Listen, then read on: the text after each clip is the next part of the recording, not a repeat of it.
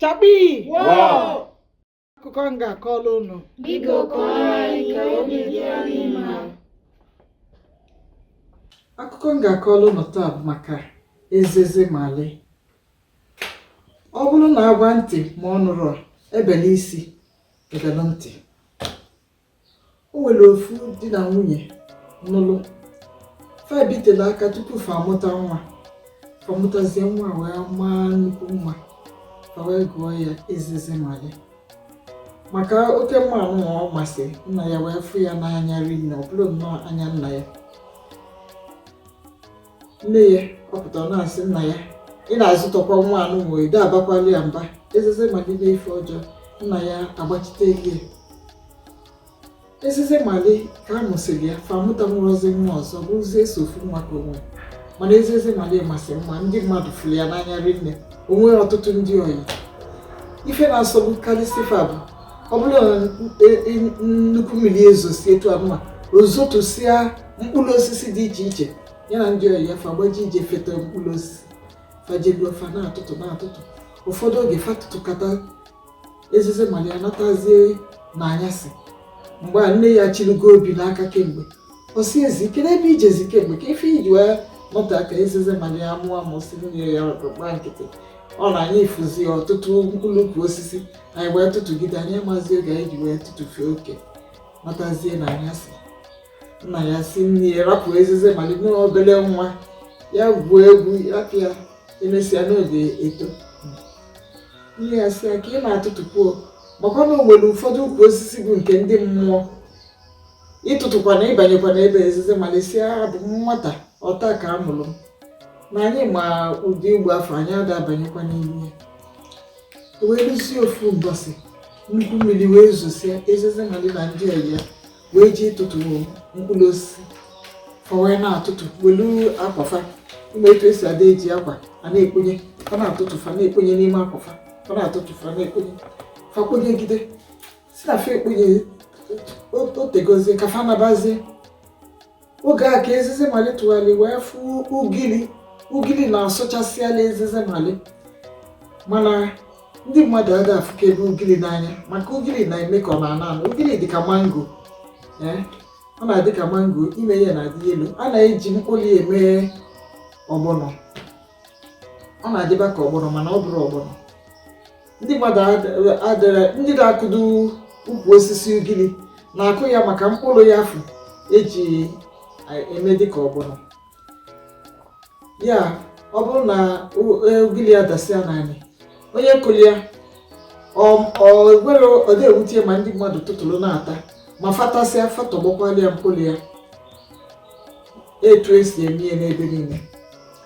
Oge ahụ Ezeze Mali efu ugili wee sị ka ya jee tụtụọ ndị oyi ya sị anyị atụtụjugonu ka anyị nabazienu ifefa na fa atụgharịzie na fa marụ na Ezeze Mali agbachi ya go ije tụtụọ mkpụrụ ugili. N'ikezi o ji wee banye ka o wee tụtụọ ọsịsọ wee kwudekwa ndị oyi ya onerozi anya wee fụ n'ukwu osisi ndị mmụọ maka eji ọmụ nkwụ. Ọmụ bụ ọnụnụ nkwụ nke a na-adị ibe yelo. Ọ bụrụ na etinye ọmụ n'ihu ife ọbụla ife ọpụtara bụ abanyekwara onye ọbụla abanye n'ebe a. Mana Ezeze Mali ifi na akpịlị ugili na-eme ọmakwụọzi n'ezie anya ịfụ na ekele ọmụ ebe a o wee mabanye wee tụtụ ta nke mbụ ọ tọọ ya o wee tinye ndị ọzọ na afie kponye wee gbalụ ọtụpụrụ ọdụ mkpụrụ maka onye nwe ugbo o wee gbaso ndị oyi ya. Oge ọ fụzi ya fasịa ezi iminu n'ihi ọpụtara ichi ya kwala azụ ebe afọ wee je na-atụtụ ogili ofu ụbọchị ife a ga-alapụtakwa gị. Ezeze Mali sifa gbara ya nkịtị. Fana ụbọchị ole na ole gaziri nna Ezeze Mali wee na-agafe n'akụkụ ukwu osisi ugili afọ amanyelie ọmụ ofu onye mmụọ wee si ebe a wee sị ya ọgọ nwoke nnọọ. Papa ya kụja o sị ka ọgọ nwoke nnọọ. O wee sị ya onye dịka ịbụ na sị m nnọọ kedu onye ịbụ? O wee bido wee kọwaba ya wee gụbazie egwu.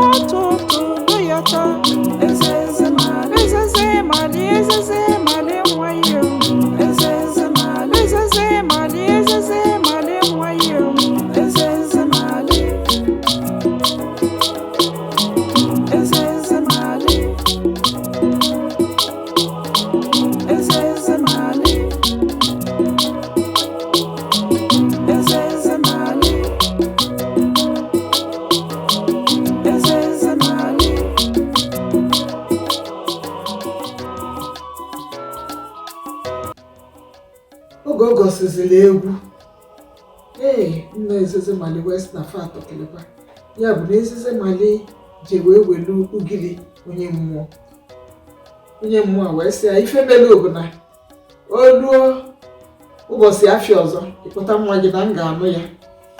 O wee sị nna ya wee bebe akwa wee yọba onye mmụọ si ya bikonu ezi bụkwa nsọsọ ofu nwa anyị nwere bikonu kedu ife ọ bụrụ na onwe ife anyị ga-eme ka anyị mee ka ịgba alụ nwa anwa. Ọ sị na ya chọrọ ịnụ ife ya ma bụ n'ụbọchị afịa na-abịa fa kwadokwana ya ga-abịa ịnụla Ezeze Mali. Nna ya wee gbana ụlọ wee kpọọ nne Ezeze Mali kpee ezi. Ezeze Mali wee kọbalụ fife mmefa ncha wee daa wee bebe akwa besia fa wee sị ka fa jee ulu igwe fa jee na nke igwe jee kpesala igwe si ya dịkwa na onye mmụọ si na ọ ga-anụ Ezeze Mali maka na ọ tala ugili ya. Igwe na-esi ife asị mba na ọbụkwa ya ga-ekpeta ife anụwa ka eje onye isi nchụaja na ife nwa ma etufa na ndị mmụọ si akpa nkata ejegwa onye isi nchụaja wee sị na onwere ife a ga-eme na Ezeze Mali nupụrụ isi n'ife anụwa emego na mgbo oge mmadụ ji eje ghọli mkpụrụ osisi na nke ndị mmụọ ewee se nnukwu okwu ewee kpebie si na sitezi oge a wee na-agazi n'ihu ndị mmụọ ga-eji ọmụ nkwụ wee gbaa ugbo fa okilikili ọ bụrụkwa n'ukwu osisi fee were ọmụ nkwụ gbaa ukwu osisi afọ n'ukwu ya.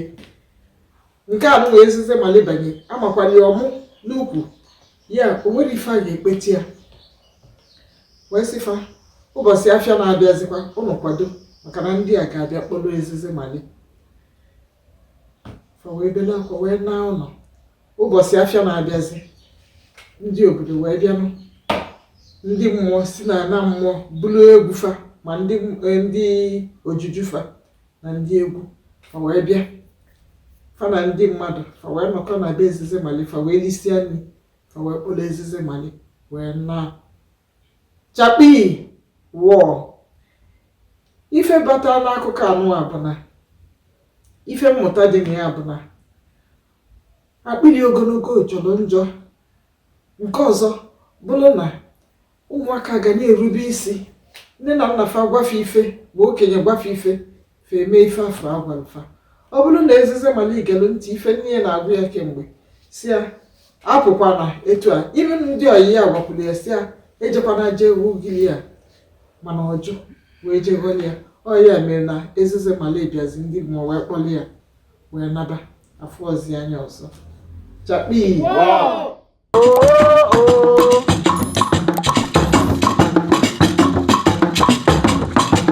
Ani gba maka